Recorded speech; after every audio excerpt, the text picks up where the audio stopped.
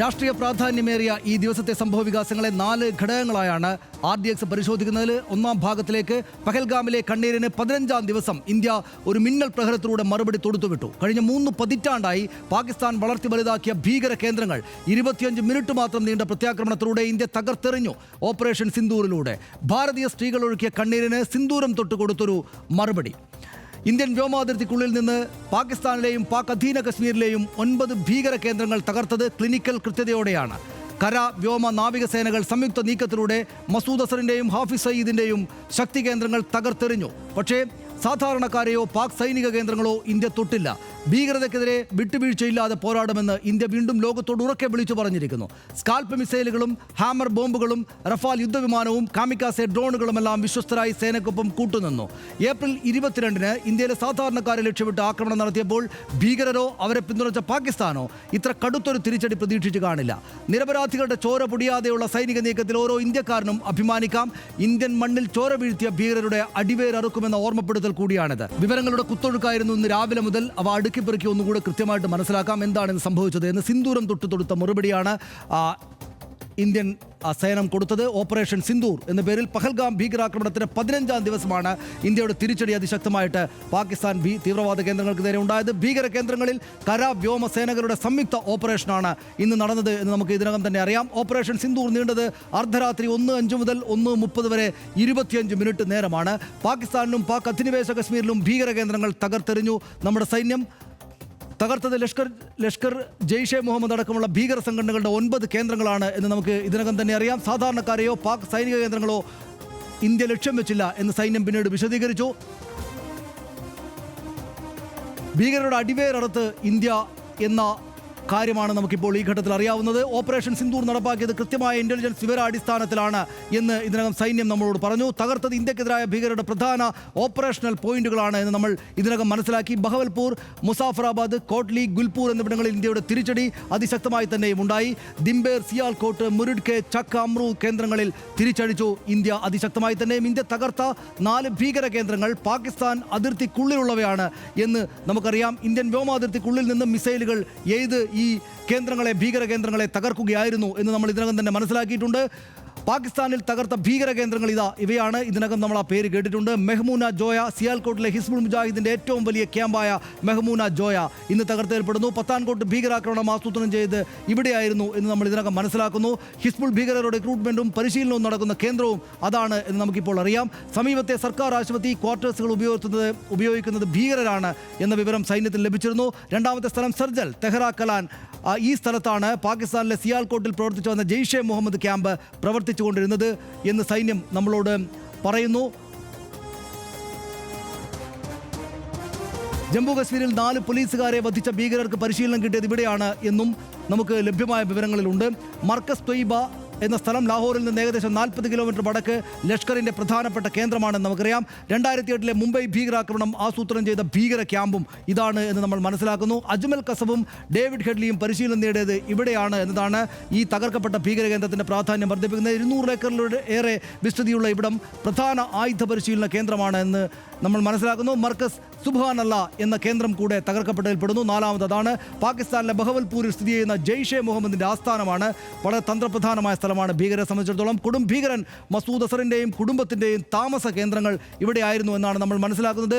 ജെയ്ഷെ മുഹമ്മദിന്റെ പരിശീലന പഠന കേന്ദ്രങ്ങളിൽ ഏറ്റവും വലുത് ഇതാണ് എന്ന് നമ്മൾ മനസ്സിലാക്കുന്നു. പുൽവാമ അടക്കം നിരവധി ആക്രമണങ്ങൾ ആസൂത്രണം ചെയ്ത് ഇവിടെയാണ് എന്ന് സൈനിക കേന്ദ്രങ്ങൾ നമുക്ക് വിവരം തരുന്നു.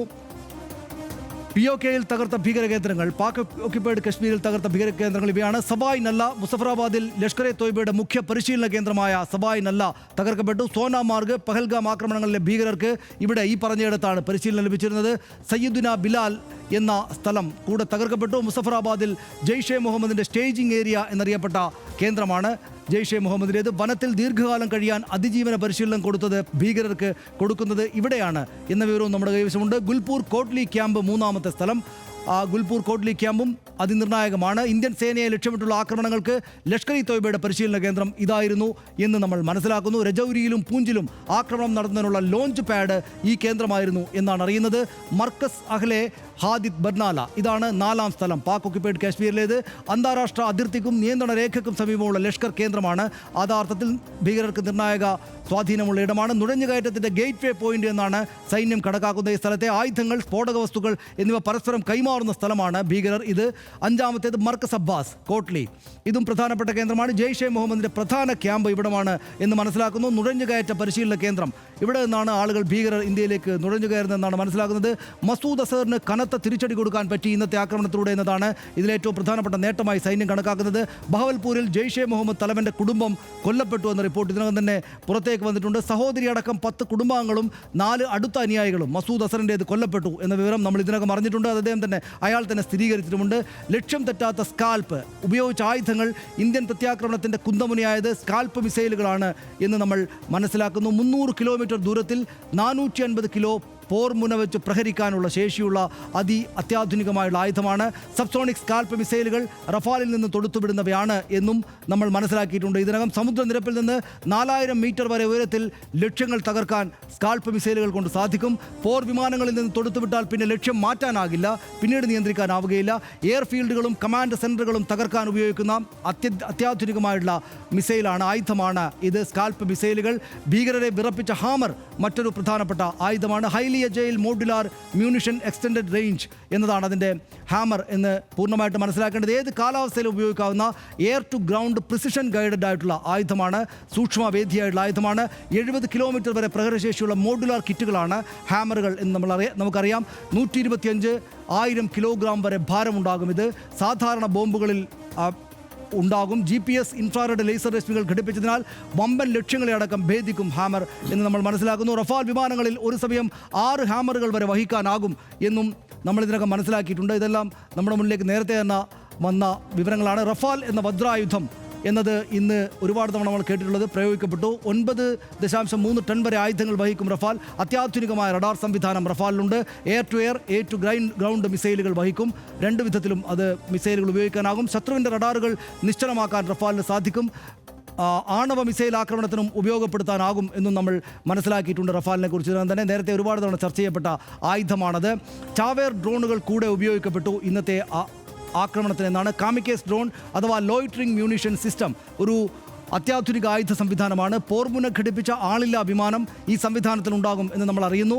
ലക്ഷ്യമേഖലയിൽ കറങ്ങി നടന്ന് ലക്ഷ്യസ്ഥാനം കണ്ടെത്തി ഇടിച്ചിറങ്ങുക എന്നതാണ് ഈ ആയുധത്തിൻ്റെ പ്രവർത്തന രീതി. ആക്രമണത്തിനിടയിലും ലക്ഷ്യം മാറ്റാനോ ദൗത്യം ഉപേക്ഷിക്കാനോ സാധിക്കും എന്നതാണ്. പിന്നീട് നിയന്ത്രിക്കാനാകും, തൊടുത്തുവിട്ടതിന് ശേഷവും നിയന്ത്രിക്കാനാകും എന്നാണ് അതിൻ്റെ പ്രത്യേകത. എന്നിട്ടും പക്ഷേ തുടരുകയാണ് പാകിസ്ഥാൻ പ്രകോപനം എന്നതാണ്.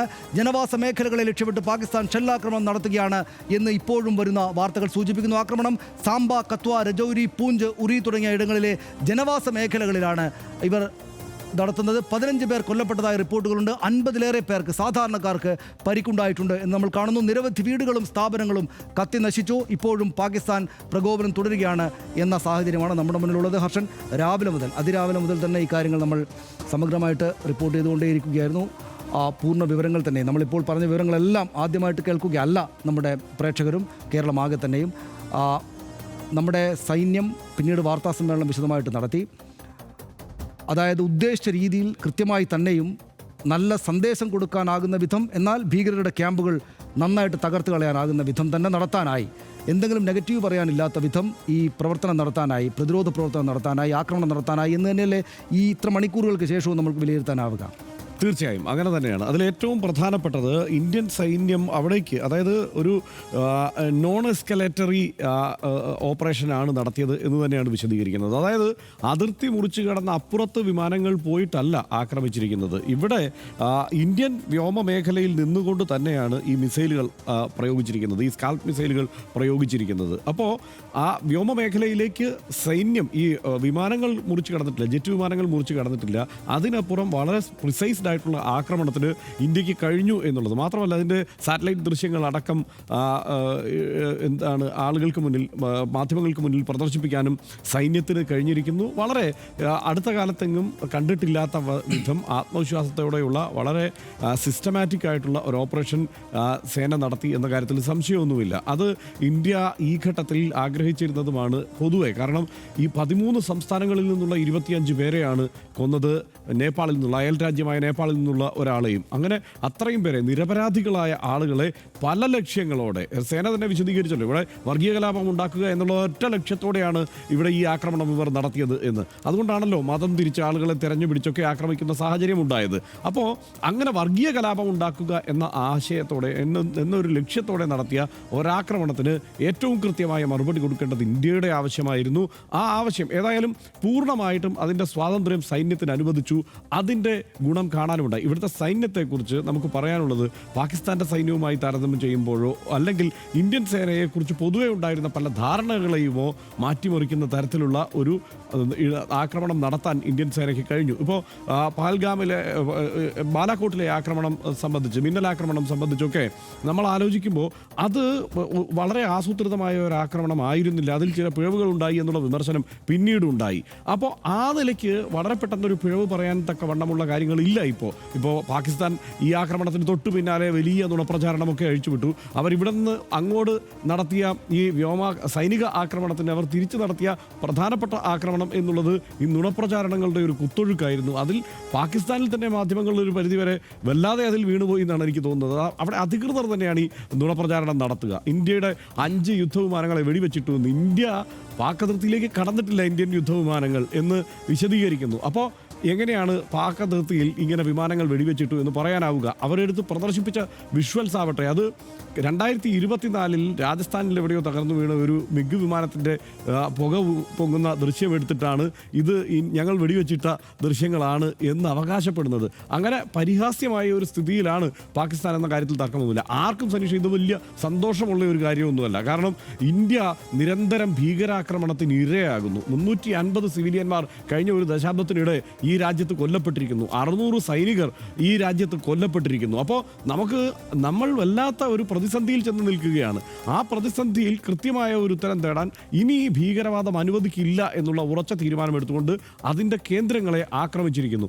ആ നിലയ്ക്ക് കണ്ടാൽ മതി. അതിനപ്പുറത്ത് ആഘോഷത്തിൻ്റെ ഒരു വേളയാണെന്ന് എനിക്ക് തോന്നുന്നില്ല. കൃത്യമായിട്ടും അതിൽ കൂടുതലൊന്നും പറയാനില്ല എനിക്കും. അതായത് ഇതിപ്പോൾ ഏറ്റവും പ്രധാനപ്പെട്ടയും പോസിറ്റീവായിട്ടൊരു കാര്യം എന്ന് വെച്ചാൽ യുദ്ധം ഒരു പോസിറ്റീവായിട്ടുള്ള വാക്കേ അല്ല, യുദ്ധം നെഗറ്റീവായിട്ടൊരു വാക്കാണ്. അല്ലെങ്കിൽ ആക്രമണം, വയലൻസ്, ആയുധം ഉപയോഗിച്ചുള്ള കളി എന്നൊക്കെ പറഞ്ഞാൽ നെഗറ്റീവായിട്ടുള്ള കാര്യമാണ്, ആരും ആഗ്രഹിക്കുന്നില്ല. പക്ഷേ ഇന്ത്യയെ ഇതിലേക്ക് കൊണ്ടുവന്നതാണ്.